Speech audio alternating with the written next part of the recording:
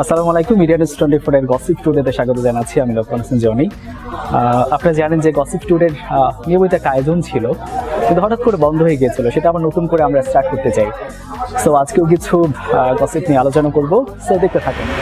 শুরুতে ডাকসু নির্বাচন নিয়ে কথা বলতে চাই যে 11ই মার্চ যে আপনার ডাকসু নির্বাচন হয়ে গেল এবং সেখানে প্রচুর আলোচনা সমালোচনা সৃষ্টি হয়েছে।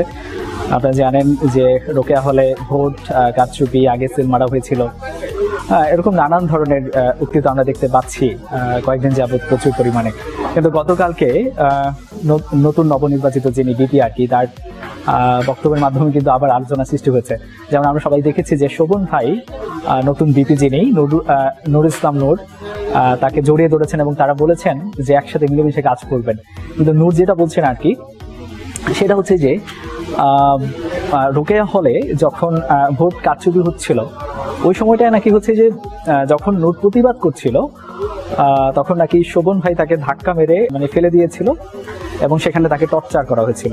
তো নূর বলছেন হচ্ছে গরু মেরে জুতা দান আর কি, কারণ তাকে তার ধাক্কা দিয়ে ফেলে দেওয়া হয়েছিল। শোভন ভাই নাকি ফেলে দিয়েছিল এবং পরে তিনি মিডিয়ার সামনে এসে জড়িয়ে ধরে তাকে বলছে যে কাঁধে কাঁধ মিলে কাজ করবে। তো যাই হোক, তিনি গতকালকের ইন্টারভিউতে তিনি এটা বলছিলেন। আমার মনে হয় যে এই যে ছাত্রলীগের প্রতি মানুষের আস্থা বা বিশ্বাস, এটা বোধহয় আস্তে আস্তে উড়ে যাচ্ছে।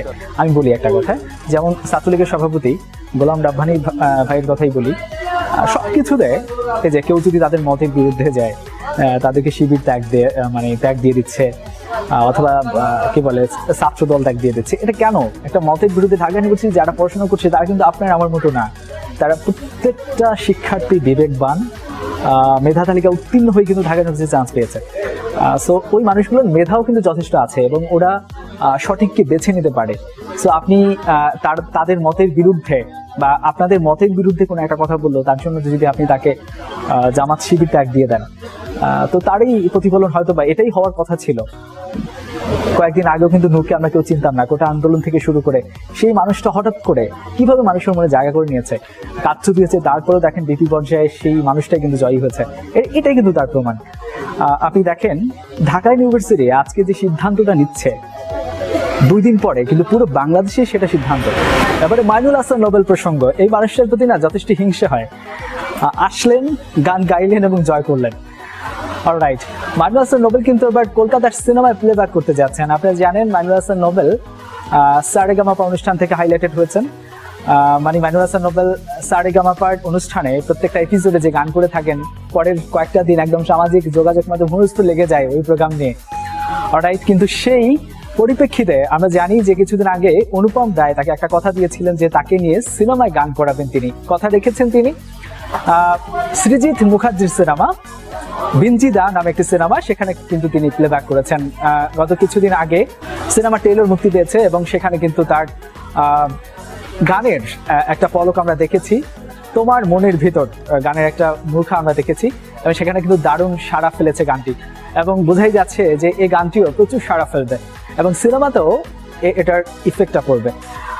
মাইনুল হাসান নোবেলের কথা একটু বলতে চাই। বাংলাদেশে তো তিনি তেমন জনপ্রিয় আছেনই, পাশাপাশি কিন্তু এখন ভারতেও প্রচুর পরিমাণে জনপ্রিয়। তার পরিপ্রেক্ষিতে কিন্তু কলকাতার সিনেমায় তিনি প্লেব্যাক করছেন।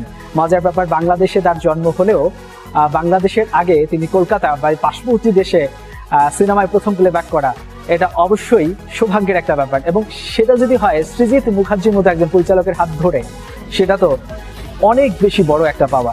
কারণ সৃজিত মুখার্জির হাতে যারা প্লেব্যাক করেছেন অথবা তার সিনেমায় যারা অভিনয় করেছেন, তারা কিন্তু নিজ নিজ জায়গা থেকে কিন্তু প্রত্যেকে বিল্ড আপ করেছেন তাদের ক্যারিয়ার। সো অনেক অনেক শুভকামনা মাইনুল হাসান নোবেল আপনার জন্য। এবার ভারতের লোকসভা নির্বাচন নিয়ে কথা বলতে চাই। ভারতের লোকসভা নির্বাচনে এবার প্রার্থী হয়েছেন টলিউডের জনপ্রিয় অভিনেত্রী নুসরাত জাহান এবং মিমি চক্রবর্তী। আপনারা জানেন যে মমতা বন্দ্যোপাধ্যায় সবসময় চলচ্চিত্র যারা তাদেরকে সুযোগ দিয়ে থাকেন। আমি বুঝতে পারি না এটা কিসের ভিত্তিতে তিনি করেন, একজন ট্যালেন্টেড একটা মহিলা। সো এই কাজটা তিনি কেন করেন? চলচ্চিত্র যারা এবার নাকি 4 জন, মিমি চক্রবর্তী, তারপর হচ্ছে নুসরাত জাহান এবং দেব তো আছেই। তো তৃণমূল থেকে এবার 42 জনকে প্রার্থী করেছেন মমতা বন্দ্যোপাধ্যায়। সো ভারতে প্রচুর সমালোচনা সৃষ্টি হয়েছে।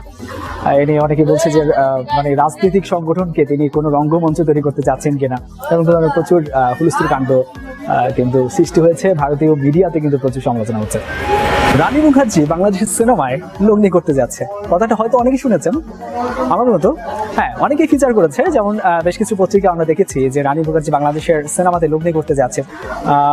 বেশ অবাক হয়েছিলাম আমরা সবাই যে কি এরকম ঠাকা পড়লো যে বাংলাদেশের সিনেমায় তিনি লগ্নি করবেন। তো এ নিয়ে রানী মুখার্জির সঙ্গে যখন কথা হলো যে আপনি কি সত্যি লগ্নি করছেন বাংলাদেশে, তিনি হতবাক হয়ে তাকিয়েছিলেন যে এরকম আমি কখনো চিন্তাও করিনি, এটা একটা গুজব বলে উড়িয়ে দিয়েছেন, গুজবে বাঙালি আর কি।